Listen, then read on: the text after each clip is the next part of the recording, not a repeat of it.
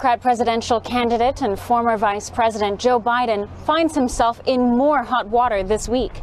Just confirmed, a Ukrainian court ordered Joe Biden to be formally listed in a criminal case. The crime? The alleged firing of Ukraine's former prosecutor general Victor Shokin in exchange for dropping an investigation into Joe Biden's son, Hunter Biden, and the company for which he was a board member, Burisma Oil. Shokin formally called for an investigation into his firing back in February of 2020, claiming the Ukrainian government at the time relieved Shokin of his post in exchange for $1 billion in loan guarantees promised by Biden, a bribe Biden himself admitted to doing. We should be providing for loan guarantees. And I went over for, I guess, the 12th, 13th time to Kyiv, and I was supposed to announce that there was another $1 billion loan guarantee. And I had gotten a commitment from Poroshenko and from Yatsenyuk that they would take action against the state prosecutor, and they didn't. So they said they were walking out to press conference. I said, no, I said, we're not going to give you the $1 billion. They said, you have no authority. You're not the president. The president said. I said, call him. I said, I'm telling you, you're not getting the $1 billion. I said, you're not getting the $1 billion. I'm going to be leaving here. And I think it was, 6 hours? I said, I'm leaving in 6 hours.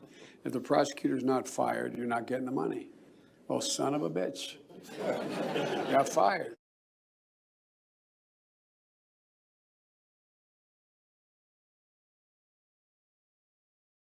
I have a second positive news for you. Yesterday, I met with the General Prosecutor Shokin.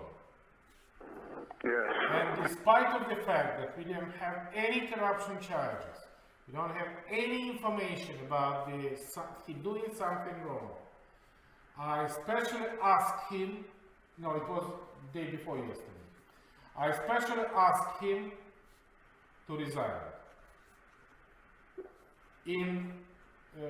As his position as a state person, and despite of the fact that he has a support in the parliament. And as a finish of my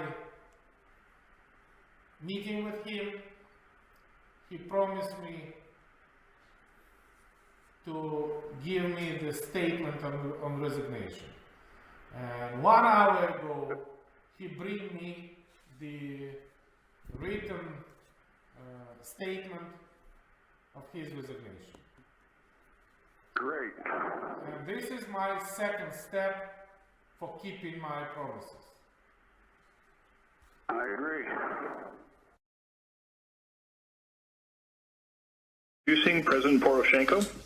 I'm still hoping that you can come maybe on the 21st of November, on our anniversary of Revolution of Dignity.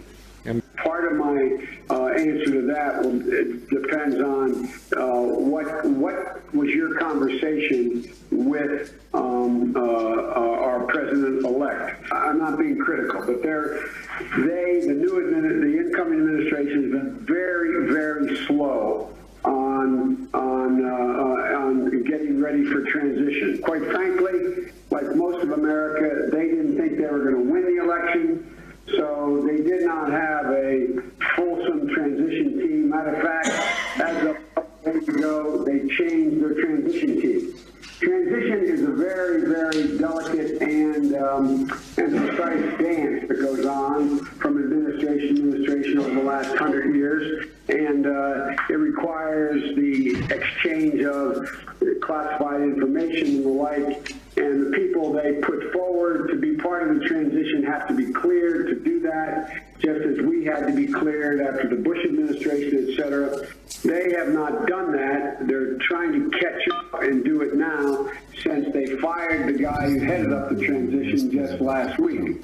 The reason I bother to tell you that is I have been somewhat limited on what I'm able to tell their team about Ukraine. The truth of the matter is the incoming administration doesn't know a great deal about the situation. So I'm meeting with the vice president-elect, who's the only one that has any foreign policy experience, you play an enormous, you play now the role in the bringing peace to my country and actually save my country. This is my real feeling. And well, you're awfully generous. I don't plan on going away. I mean, as a private citizen, I plan on staying deeply engaged in the endeavor that you have begun and we have begun. yeah, At least that's my objective. That's my objective. But if I go beforehand, I'm worried since they don't know enough, they will think I'm trying to game them. They will think I am trying to put them in a corner. They will question my motive in going before they are fully briefed. And I'm sure you understand that. You're a good negotiator. At least that's my thinking at the time, and I've seen nothing to make me question my judgment about this being the right approach. Introducing President Poroshenko. Tell me about your conversation, if you can, with Trump. I told him quite a big number of positive things which President Obama and current administration do. All right, man. Well, look. But frankly speaking, I expected much colder conversation, and it was quite sincere and quite warm. Good. Look, this guy, there's an expression in English. You know how dogs always chase buses or cars down the road? A bad dog will chase a car down the road. Yeah. Well, there's an expression in English. He caught the car, and yet, the dog who caught the car didn't know what the hell to do.